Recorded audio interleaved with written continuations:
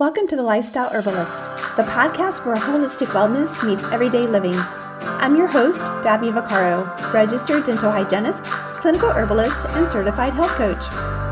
We're passionate about bridging the gap between conventional medicine and plant-powered healing. Whether we're diving into oral microbiome health, the power of adaptogens, or just simple steps for vibrant living, our goal is to help you feel empowered with practical science-backed and earth-grown solutions.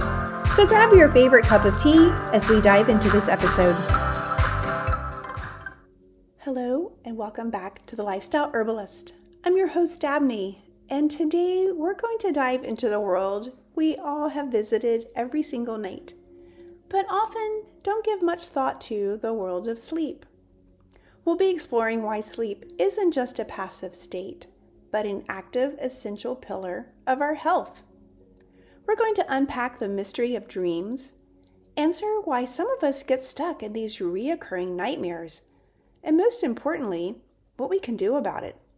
So get comfortable and let's talk about the silent superstar, and that's sleep. Before we get into the fantasy world of dreams, we'll have to talk a little bit about the foundation. You see, sleep itself, it's not just downtime, it's your body and brain's most critical maintenance shift. During sleep, sleep is just a physical powerhouse. It's a time for our body to repair. It repairs muscle tissue, releases growth hormones, synthesizes proteins, and it's really essential for athletic recovery and physical growth, especially for our youngsters. It's also an immune booster. Lack of sleep can make you far more susceptible to catching a cold or a flu. A well-rested body produces cytokines. These are proteins that are target infections and inflammation, and that's really important to stay healthy. Then there's the metabolic health. Sleep regulates hormones that control appetite like ghrelin and leptin. And when we're sleep deprived, we have more ghrelin, which makes us hungry, and we have less leptin that makes us feel full. And this direct link is points to weight gain and issues like type 2 diabetes. I know for me, when I don't sleep well, I certainly do want to eat more. And I thought, well, maybe it's just because I'm trying to stay awake. Not sure. Now I know that it's because of this hormone, ghrelin and leptin. And then we have the mental part of it. Our brain is busy filing away the day's experiences. They move them from short-term storage from the hippocampus to the long-term storage of the cortex. This is why sleeping on it oftentimes helps us remember things and helps us to solve a problem. Then we have brain cleansing. Sleep is so great for our brain to clear. That lymphatic system is our brain's waste clearing system. Our brain kicks into high gear during that deep sleep. It flushes out toxins and metabolic byproducts that build up during the day. One of these toxins is beta amyloid, which is associated with Alzheimer's disease. Then we have the emotional regulation. The amygdala, which is our emotional brain center, goes into overdrive when we're tired.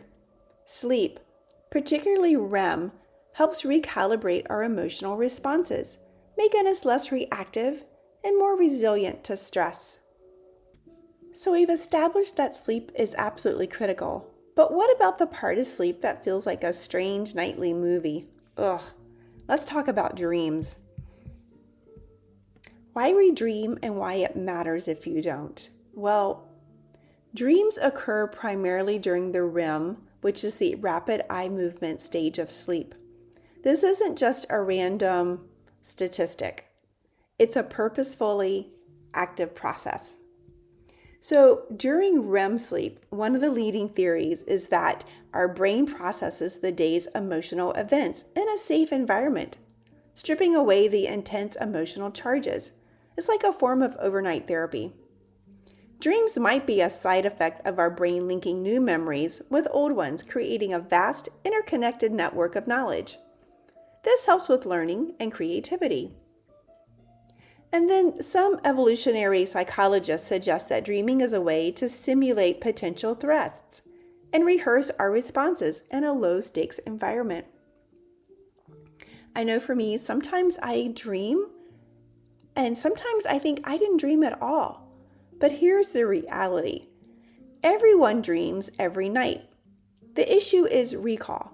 If you don't recall, you almost certainly waking up outside of the REM cycle, and the memory of the dream fades within minutes. Factors that hurt dream recall are alcohol, certain medications, and sleep deprivation itself. So what does it mean if you do remember your dreams? It often means that you're sleeping lightly enough to wake up during the right after the REM cycle. And it can also be a sign that high sleep quality if you're feeling refreshed in the morning.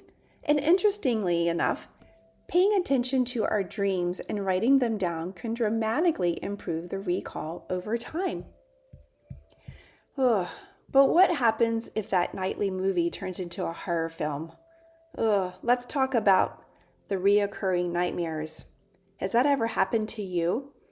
I remember times when I was really under stress in hygiene school. I kept remembering I was at school and I just couldn't remember the lock, my combination to my locker. The bell was about to ring. I knew I was going to be late for school or to my class, and it just kept happening over and over and over.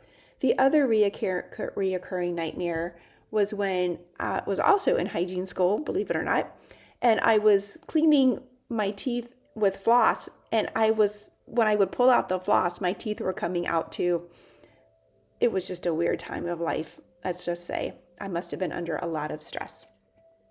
But a bad dream is one thing, but a reoccurring nightmare, this is when the same terrifying theme or story replays night after night. It's a sign that something deeper needs attention. So most of the time, there's some unprocessed trauma or stress. This is the most common cause. The brain, you see, is trying and failing to process a deeply distressing or traumatic event. The nightmare is a signal that the emotional charge is still very active. Sometimes it's from unresolved conflict or an anxiety. A reoccurring nightmare about being chased or falling or being unprepared for a test can symbolize ongoing anxiety in your waking life, a feeling of being threatened or out of control or not meeting expectations. It could also be a warning sign. Your subconscious might be trying to get your attention about a situation that you're consciously ignoring. Are you in a toxic relationship, a job you hate? Is there a health fear? So, how do we navigate these reoccurring night terrors? First of all, we're supposed to address our daytime anxiety and stress. This is the first step. Mindfulness, meditation, therapy, and exercise all help to lower our overall anxiety baseline, which often quiets the nightmares. It's also a good practice to have good sleep hygiene. A consistent sleep schedule and a cool, dark, quiet room, and avoid screens before bed can all help our sleep. So one thing I recently learned was something called Imagery Rehearsal Therapy, IRT. This is highly effective and evidence-based technique used by sleep specialists. First of all, you write down your nightmare in detail. While awake and calm, rewrite the ending. Change it to something positive, empowering, or even bizarrely peaceful. Instead of being chased, you turn around and offer the monster a cup of tea. Instead of falling, you sprout wings and fly. Next, you rehearse this new positive ending in your mind for about 10 minutes each day. Over time, this reprograms your brain's response to the nightmare script. So, let's bring it all together. Sleep is not a luxury. It's a non-negotiable biological function for a healthy body and a sound mind. Dreams are a vital part of that process. It helps us manage our memories and emotions. And if your dreams turn into persistent nightmares, try to see them not as a curse, but as a message, a signal from your subconscious that something needs your attention. So, what are some actionable steps? First, prioritize your quality of sleep. You should be getting between 7 and 9 hours of quality sleep each night. Treat it with the same importance as eating a healthy food and exercising. Number 2, don't fear your dreams. See them as a fascinating insights into your inner world. Number 3, if you have reoccurring nightmares, try Imagery Rehearsal Therapy. It's a powerful tool to take back the control of your dreamscape. Thanks so much for listening. If this episode helped you, please share it with a friend. In the meantime, have some sweet dreams.